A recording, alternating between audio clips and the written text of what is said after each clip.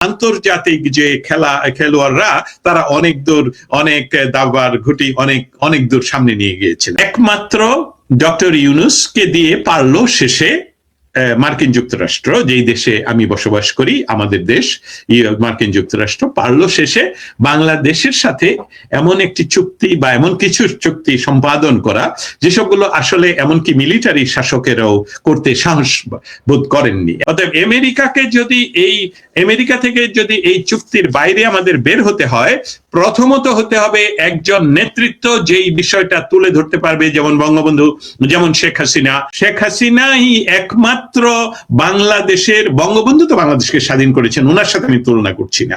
বঙ্গবন্ধু পরবর্তী সময়ে শেখ হাসিনাই একমাত্র বাংলাদেশের প্রধান ব্যক্তি, রাজনৈতিক প্রধান ব্যক্তি বা প্রধানমন্ত্রী, যিনি ভারতের সাথে সুসম্পর্ক রেখে আবার যুদ্ধ করে বাংলাদেশের জন্য বেশি একর সম্পত্তি নিয়ে এসেছেন, যেটাকে আমরা বলছি বর্ডার ঠিক করা, যে করিডোরের কথা বলছি, যে এনক্লেভ গুলো ছিল সেসবগুলোর বিনিময় সাধন করা, তারপর সমুদ্র বিজয়, এই অনেকগুলো বিষয়ে শেখ হাসিনা, বঙ্গবন্ধু যেরকম উনি পাকিস্তান থেকে জেল থেকে ফিরে এসে প্রথম শব্দই বললেন যে আপনার সেনাবাহিনী আমার দেশ থেকে কবে যাবে, পৃথিবীর ইতিহাসে এটাই প্রথম, এটা আপাতত শেষ।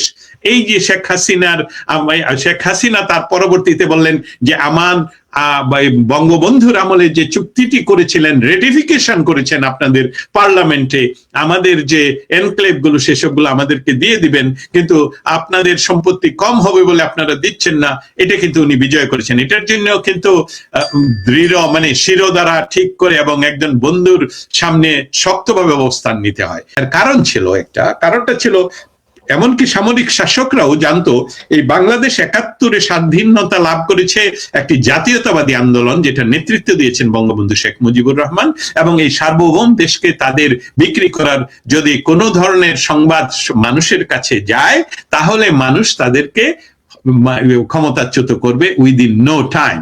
কিন্তু আমাদের ২০২৪-এর ঘটনাটা একটু অন্য ধরনীয়। সেখানে সমস্ত পরাজিত শক্তিকে একত্রিত করে 5 ইয়ার্সের মেটিকুলাস প্ল্যানের ভিতর দিয়ে যে কার্যক্রম, সেটাতে আমি মনে করি, এটা আমার ব্যক্তিগত বিশ্লেষণ, আমি মনে করি এমনকি বিএনপির নীতি নির্ধারক যারা প্রো বাংলাদেশ, তাদেরকেও বাইরে রেখে এই শক্তিকে এমন ভাবে এখানে আনা হয় যে তোমরা ক্ষমতায় আমরা এনে দেব, আমরা বসিয়ে দেব, কিন্তু আমাদের জন্য এই কাজগুলো তোমাদের করতে হবে। যার জন্য ডক্টর ইউনূস এমনকি সর্বশেষ উনি ক্ষমতা ছাড়ার নির্বাচনের আগের দিন ওনার খলিলুর রহমানকে দ্রুত গতিতে আমাদের ওয়াশিংটন ডিসিতে পাঠিয়ে সাইন করানো হলো, যেটা নিয়ে এখন আপনি বলছেন, আমরা প্রশ্ন তৈরি করছি যে বর্তমান সরকার এটা থেকে বের হয়ে আসার উপায় কি? উপায় বহু উপায়। পরাজিত শক্তি যেটা বললেন, পরাজিত শক্তি ৭১-এর পরাজিত শক্তি শুধু এই রাজনৈতিক দলগুলা না, আমেরিকা স্বয়ং ৭১-এর পরাজিত শক্তি গেলেন। সেটা আপনি আমার সিনিয়র সাংবাদিক, আমি আপনার এই স্টেটমেন্টে অস্বীকার করতে পারি না, এবং আমার স্টেটমেন্টে পরাজিত শক্তি বলতে আমি শুধু জামাতকে বুঝাইনি এবং এটা বলিও নি। সো আমাদের ৭১-এর পরাজিত শক্তি, কারণ আমেরিকা তো আমাদের সাথে আমাদের বাংলাদেশের স্বাধীনতা আন্দোলনকে যাতে আমাদের এমনকি আমাদের স্বাধীনতা সংগ্রাম যে বিচ্ছিন্নতাবাদী করা একটি সশস্ত্র গোষ্ঠী হিসাবে করার প্রচেষ্টা ওনারা করেছিলেন, সেই ইতিহাস অন্যদিন আলাপ হবে। সেখানে বোধহয় আপনি বলছেন যে যেটা এখন ভারতীয় কোন সাংবাদিক বলছেন যে শেখ হাসিনা ছিলেন বাংলাদেশের সর্বশেষ স্বাধীন প্রাইম মিনিস্টার। শতভাগ, কারণ এই ধরনের স্বাধীন চেতা যিনি আপনার লাস্ট প্রশ্নটা থেকে আমি বলি যে হয়তোবা আমাদের যারা আপনি সহ আমরা সাংবাদিকতা করি এবং বিশ্লেষণ করি, আমাদের কাছে এটা যে শেখ হাসিনা ভারতের, এমনকি ভারতের নিষেধ শব্দটাও ব্যবহার করতে পারি, ভারতের অসন্তুষ্টির উপর পা রেখে উনি চায়না গমন করেছিলেন। অতএব ওই বিষয়টা উনি আর সময় পাননি সেটার ভারসাম্যতা আনার, কারণ ইতিমধ্যে আন্তর্জাতিক যে খেলোয়াড়রা তারা অনেক দূর, অনেক দাবার ঘুটি অনেক দূর সামনে নিয়ে গিয়েছিলেন। ইউনূস সরকার যাবার আগে যে বাণিজ্য চুক্তি করে গিয়েছে, আমরা বাংলাদেশের স্বাধীনভাবে সেখান থেকে বেরিয়ে কাজ করতে পারবো কিনা একটা প্রমাণ আমরা সর্বশেষ পেলাম। আমাদের ইরান যুদ্ধকে কেন্দ্র করে আমাদের যে সংকট, সেই সংকটের সময়টায় বাংলাদেশ বলছে আমরা রাশিয়ার কাছ থেকে তেল কেনার জন্য চেষ্টা করছি যদি আমেরিকা আমাদেরকে অনুমতি দেয়। মানে আমরা দেখলাম আমেরিকার অনুমতি নিতে হচ্ছে বাংলাদেশকে। আপনি কিভাবে দেখেন বিষয়টাকে? এই সময়কার যে ডিপ্লোমেসি বা আন্তর্জাতিক পরিস্থিতি নিয়ে যে প্রশ্নটি করলেন, এটা আমাদের দর্শক শ্রোতাদেরকে বোঝানোর জন্য খুব সহায়ক হবে। এটা আমাদেরকে লক্ষ্য করতে হবে যে বাংলাদেশের অবস্থানটা 2024 সনের 5ই অগস্ট পরবর্তী সময় এটা আসলে কি। ওয়াশিংটন ডিসি দীর্ঘকালীন সময় ধরেই ইন্দো প্যাসিফিক জোনে চায়নাকে ঠেকানোর স্বার্থে কাজ করে যাচ্ছে, এমনকি যেটা আমরা জানি বাংলাদেশের পার্শ্ববর্তী ছোট্ট যে অংশটুকু আমাদের সাথে রয়েছে আরাকানের, সেখানে যে যুদ্ধ অবস্থা সেটাও কিন্তু শুধু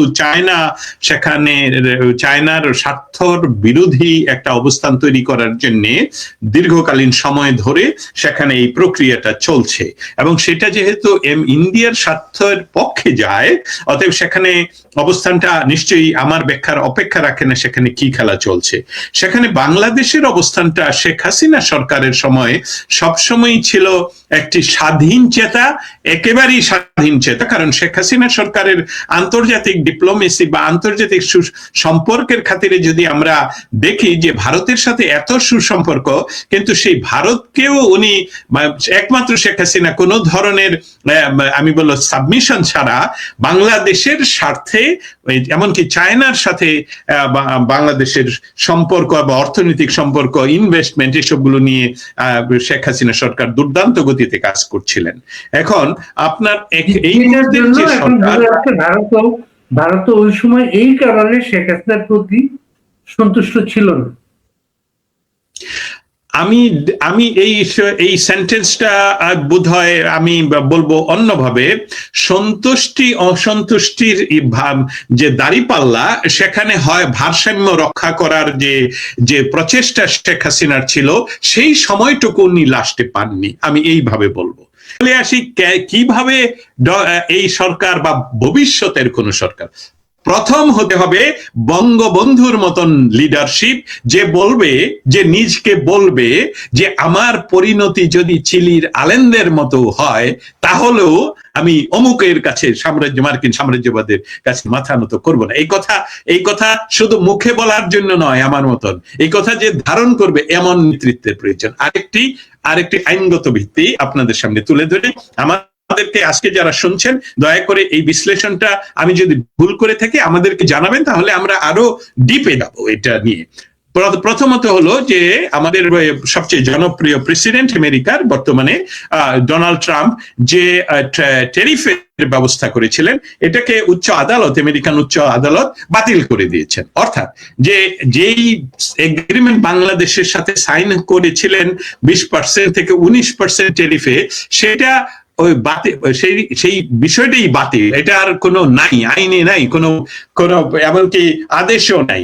অতএব পরবর্তী ক্ষণেই ডোনাল্ড ট্রাম্প তিনি ঘোষণা করেছেন সকলের জন্য ফ্ল্যাট 15%।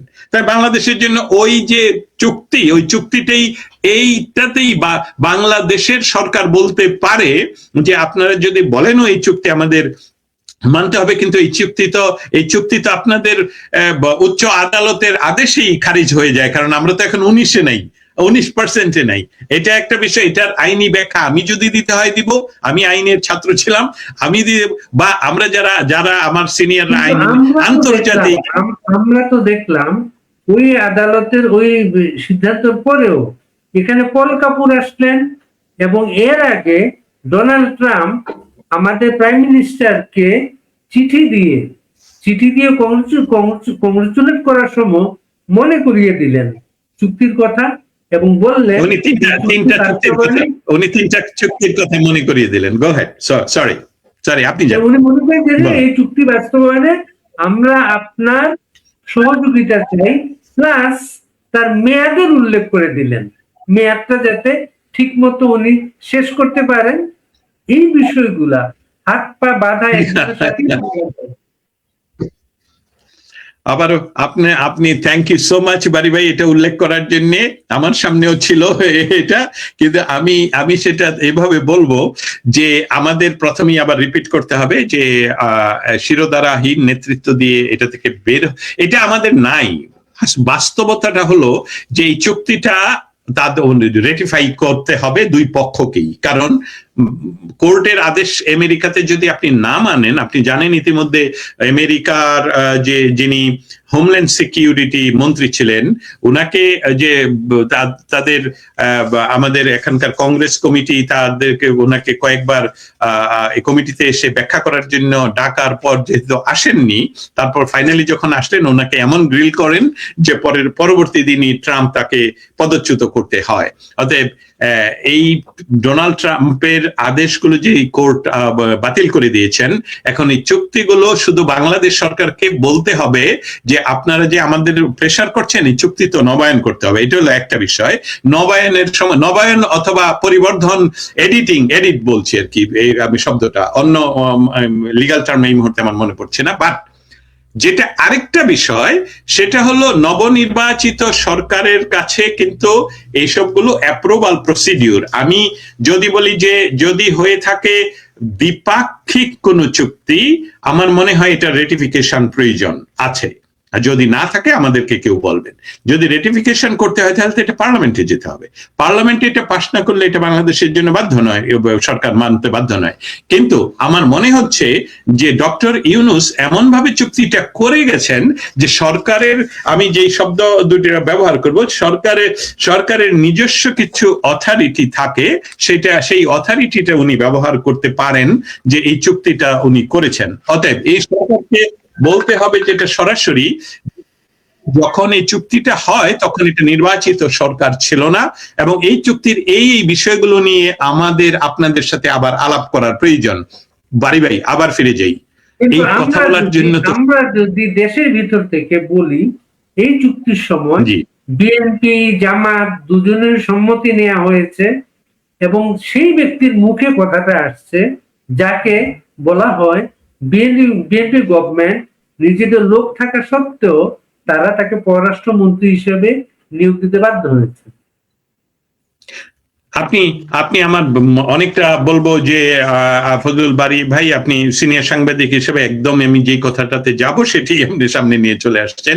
দেখুন, ডক্টর ইউনূসের সময়ের তিনজন ব্যক্তিকে, মানে অনেক ব্যক্তি যাদের আমার লিস্ট নাই, তিনজন ব্যক্তিকে সরাসরি দেখা যাচ্ছে যে বিএনপির না হয়েও তারা এই সরকারের অংশ। যেমন আপনি একজনের নাম বলছেন যাকে আমরা রজার বলি, ডক্টর রজার হিসাবে উনি আমেরিকায় পরিচিত। তিনি ছিলেন ন্যাশনাল সিকিউরিটি উপদেষ্টা এবং ওনাকে পররাষ্ট্রমন্ত্রীর মতন দায়িত্ব দিতে হলো। এখন আপনি আর আমি যে কথাটা তুলে ধরবো আমাদের শ্রোতাদের জন্য, দেখবেন আমাদের দেশের বর্তমানে তথাকথিত সকল নির্বাচনের মাধ্যমে একজন প্রধানমন্ত্রী আছেন।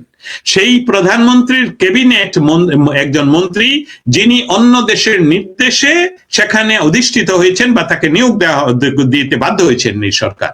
সেই প্রধানমন্ত্রীকে ডিঙ্গিয়ে ক্যাবিনেটের ডিসিশন না নিয়ে উনি জনসম্মুখে নয় গণমাধ্যমে এসে উনি বলছেন যে এই চুক্তি করতে বিএনপি এবং জামাতের সাথে আগেই আলাপ হয়েছে। এটা কিন্তু সরকারের বক্তব্য নয়, কিন্তু সরকার প্রধান সহ কেউ এটার প্রতিবাদ করতে দুঃসাহস, আমি শব্দটা রিপিট করি, কেউ এটা দুঃসাহস দেখা করতে পারেনি। আপনাকে আমি আমাদের সকলকে স্মরণ করিয়ে দিতে চাই, বাংলাদেশের কোন সরকারের ক্যাবিনেট মন্ত্রী যদি সরকারের সম্বন্ধে কোনো কথা বলে যেটা সরকারের সাথে একমত নয়, পার্টির সাথে একমত নয়, তাহলে তো তার প্রথমই চাকরি যাবে যে আপনি কথা বললেন কি করে। জামাত জামাতও কিন্তু যেহেতু পার্লামেন্টারি সরকারে যে দল ক্ষমতায় থাকে তাদেরকে বলা হয় সরকারি দল, কিন্তু বিরোধী দলও তো সরকারের অংশ। সেই হিসাবে এই সরকার বলছে, জামাত বলছে যে আমরা কিন্তু এটা জানি না, কিন্তু পররাষ্ট্রমন্ত্রী সম্বন্ধে কোনো কথা বলা সম্ভব হয়নি। আমার প্রশ্ন আপনার মাধ্যমে বাংলাদেশে যারা শুনছেন, যারা এটা নিয়ে গবেষণা করবেন, লিখবেন, বাংলাদেশে আসলে কি প্রধানমন্ত্রী কে? ডক্টর রজার নাকি অন্য কেউ? এই প্রশ্নটা করে গেলাম, কারণ ডক্টর রজার যে কথাটা বললেন যে বিএনপি এটা জানতো, সেটার প্রতিবাদ ওনারা এখনো পর্যন্ত দুঃসাহস দেখেননি। এবং ভারত সহ ইউকে সহ সমস্ত জায়গায় ডক্টর রজার মিডিয়া কভারেজ যেটা পাচ্ছে, এটা বাংলাদেশের বর্তমান তথাকথিত নির্বাচিত প্রধানমন্ত্রী কিন্তু পাচ্ছেন না।